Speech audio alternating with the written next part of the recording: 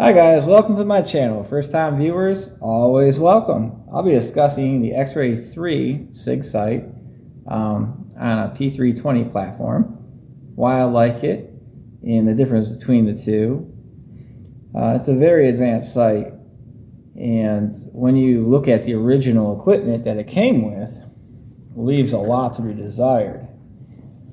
So we have a front and rear sight. And when you put the two together, there isn't a lot of space between the two to see what's going on. And it looks like a domino. So if it's nighttime, all you see is three dots. And there isn't a lot of contrast between the three. So you gotta kind of like see the dots and then try to guess where the contrast spacing is. So let me turn the light off.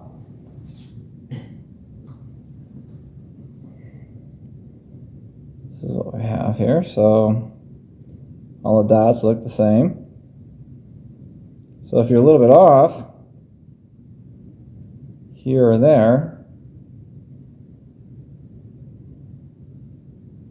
it's not very helpful, along with my camera. So we have contrast issues with trying to figure out the spacing between the tritium or tritium, however you want to call it, dots. So black on black is really hard when you're looking for contrast, and undefined blobs of light are another problem entirely. Not being able to see what's going on around your sights, well, that could be very frustrating because that target can be moving. And when it moves, it's going to be really hard to keep that domino effect going, for lack of a better analogy.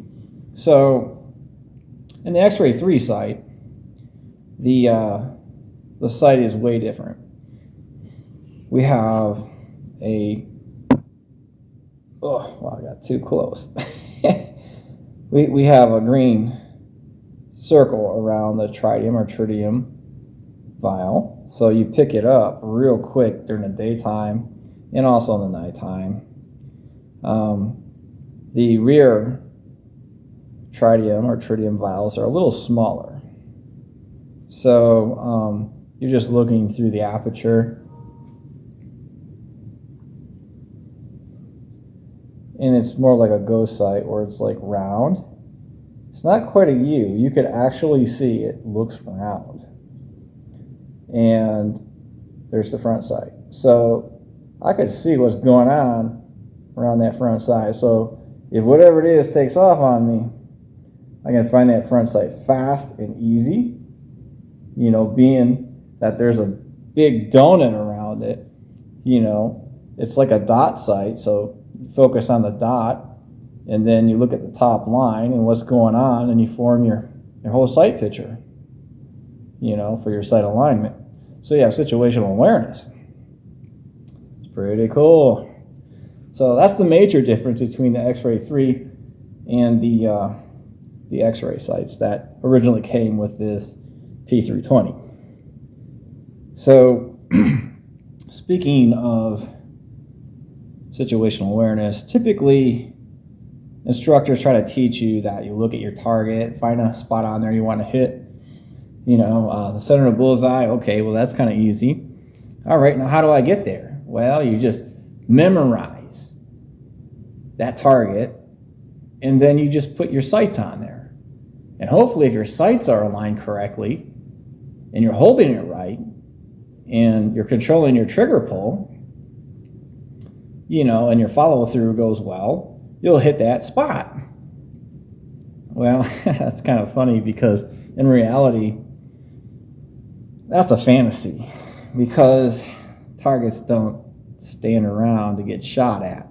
If it's a live target and it's threatening you somehow, wild animal, or maybe it's a bad guy that broke into your house, and He's not going to stand around and say, okay, now it's your turn.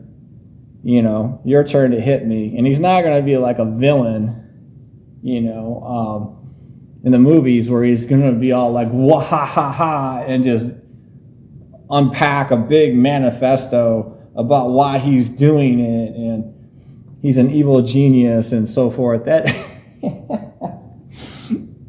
get out of here with that craziness. But in reality, targets move, and targets fight back, and targets run. So having a domino effect, if you will, with tight-fitted front and rear sight apertures, with almost no contrast, 3 blobs of dim lit light, trying to focus on the domino and focusing on the threat, it doesn't work out too good. And also the P320 has a replaceable grip module, so there's a little bit of chatter when you pull the trigger on this thing, and that also plays on your sight alignment because your gun is moving even though you're trying to hold it absolutely still. So having a tight-fitted sight that resembles a domino is probably a very bad idea. However, you get used to it. You can get used to it. But at nighttime, black on black with, those dim lit orbs, it's terrible. It's horrid.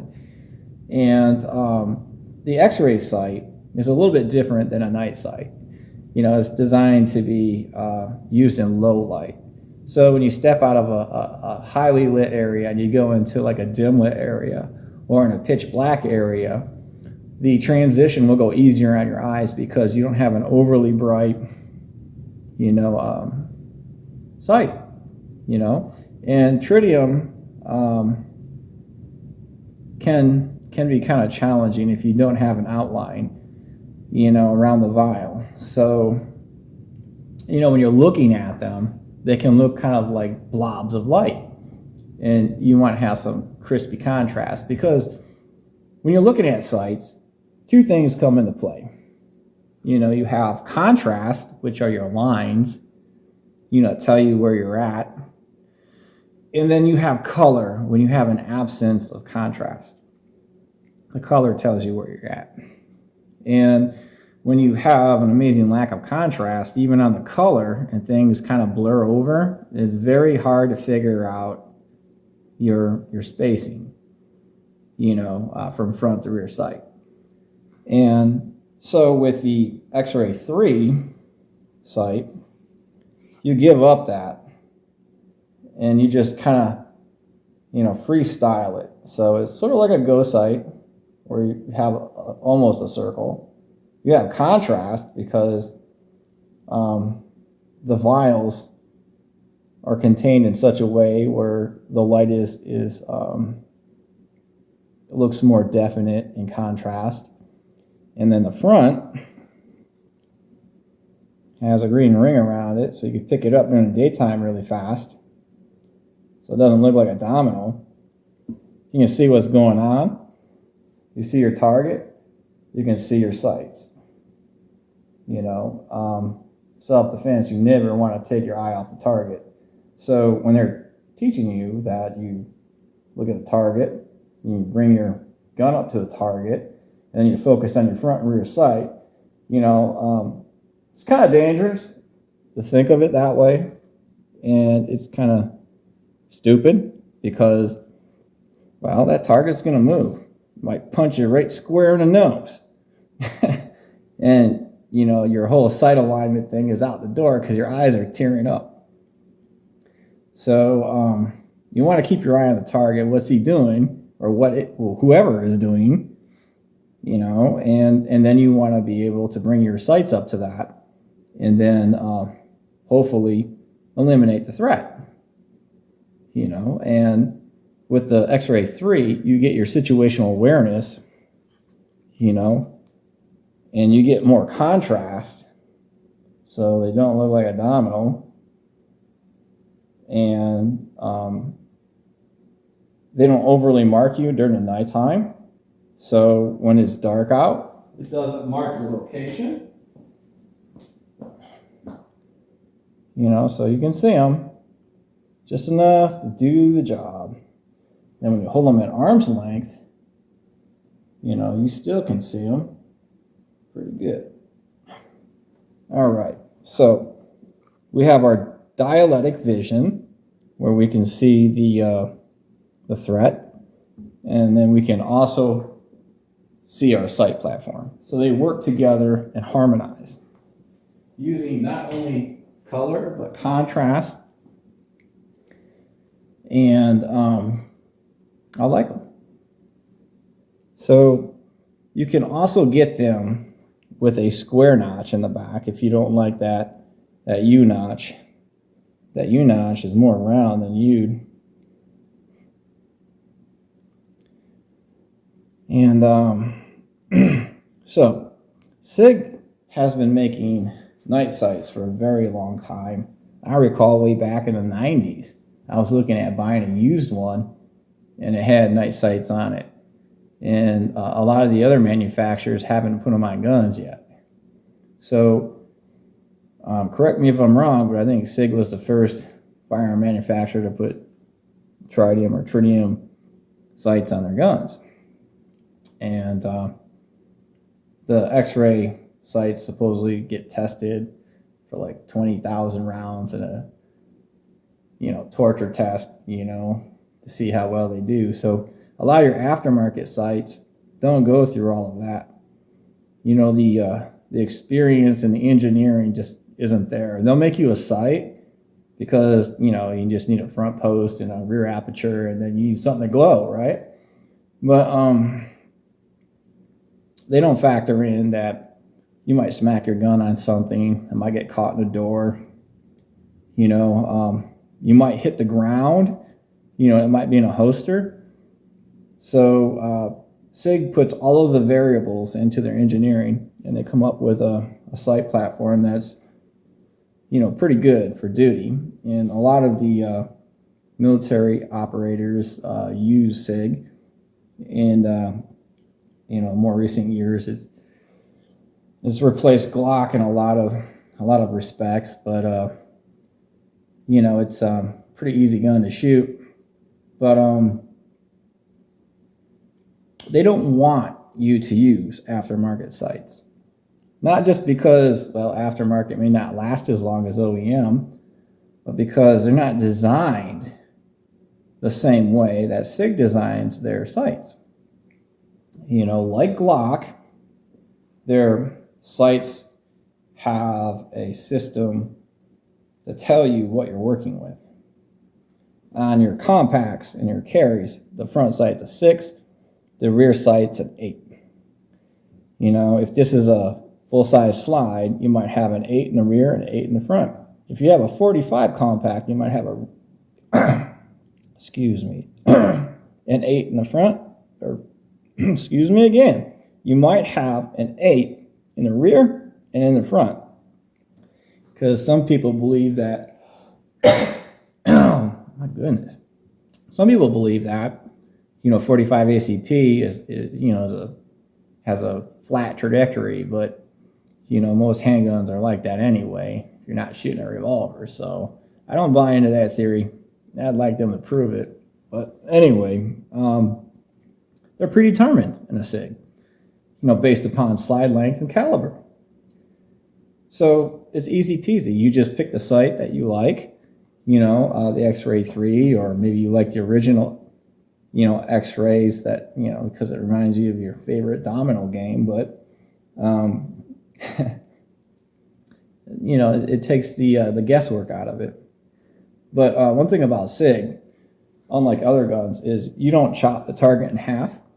You know, the point of impact is right where the 3 dots of your sight align. So where you see that green dot is the point of impact. So when you're shooting at a target, see if I have something to demonstrate what I'm talking about. So I have something round. Oh, here we go. We have our deadly Danish. It's threatening your life with high cholesterol and possible heart attack. And you just want to eliminate that threat. For whatever reason, you just thought a gun would be the best way. And you have your target, happens to be this green circle. So, you know, the dot on this side is green. You know, so when you put green on green, you can see the contrast of the front sight post is black. So on a SIG, oh, my camera just, oh, I wish I could change that. But you can actually see your front sight post. So some shooters, what they'll do is they'll cut the target in half with their sight post. They'll see the threat and they'll probably go like this. You know, they'll shoot like this. And then the point of impact would be like right on top of the sight post. Well, that's not the case with SIG. SIG is like right center. You know, so the center of your sight is the point of impact. Ideally, you're going to have to make adjustments to your sight as time goes by, whether you shoot it or not, because metal takes relaxed sets. And you want to make sure that your point of impact is correct with your sight alignment. So your SIG sights shoot center. You know, they don't shoot from the 6 o'clock. And it takes a little while to get used to. So that's what's really annoying with SIG is, you know, the center sight point of impact. But they are predetermined, just like Glock. So if you have a 40 and it's a compact or a carry, then it's a 6 in the front, 8 in the back. You know, if it's a full size, could be like a 8 in the front and 8 in the back. If it's a 45 compact, could be an 8 in the front, 8 in the back. Takes the guesswork out. It's beautiful, right?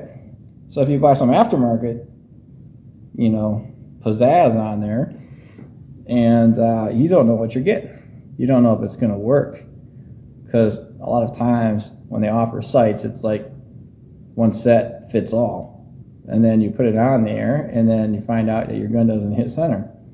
You have to relearn your gun. You don't want that. You want the sights, the right sights for your gun configuration. And so you just buy the sights that fit your gun, and you put them on. You don't use a brass punch and a hammer because you'll break the vials for the tritium or tritium gas. So what you got to use is you got to use a pusher tool that presses the sight into the dovetail. So on this Wheeler engineering tool, you clamp the slide into the lower half, and then you set the height adjustment with this screw here, and then you tighten it down on the top to lock it in so that this pusher can push the sight into the dovetail. So this one does Glock, Smith & Wesson MP, 1911, and it also does SIG. Anything you can clamp a slide in there and adjust the height. And you have your square cut sights, and then you got your beveled sights. So you just basically, you know, flip this around, this piece right here, and then you could do the beveled sights. But when you look at a SIG sight, they're not like aftermarket sights. They're specifically designed for SIG. So you have a bevel. Come on, camera. So you have a bevel intentionally set there so the sight gets pressed in from left to right. And traditionally, firearms pins and sights are set in that way. I think it has more to do with the fixtures and the assembly plants. Because if you were to put it in the opposite direction, not having that bevel, you'll shear the slot. You'll make a mess of that slide. But come on, Cam. Here we go. So you could tell there's a bevel there, because they want it to go in this way. And you can't hammer them, so you push them in. More like press them in. It's an interference fit. Highly tight compression. You don't need to use thread locker. They don't shoot loose usually. And if you install some aftermarket sight in there, you can destroy the dovetail slot. And you can take it way out of manufacturer specifications. And then you're stuck with aftermarket sight options because you probably damaged the dovetail. And to get that dovetail to where it was before would probably be near impossible unless you remachine the slide. And that's not going to be possible because what happens with slides over time, you know, they're kind of straight when they're new. And over time, they take a C set like that. So if you think you're going to machine that dovetail back to the way it was when it was factory new, you're sadly mistaken. Because, you know, the slides take a relaxed set like a C shape. And this one has that C shape. You can tell that it's bent, that it's curvy. You know, and all pistols typically do that. It's a relaxed set. Ain't nothing wrong with it. And so keep in mind, if you use aftermarket sights, you can cause a lot of damage to the dovetail. And you may not have the best sight options. And you might void your warranty.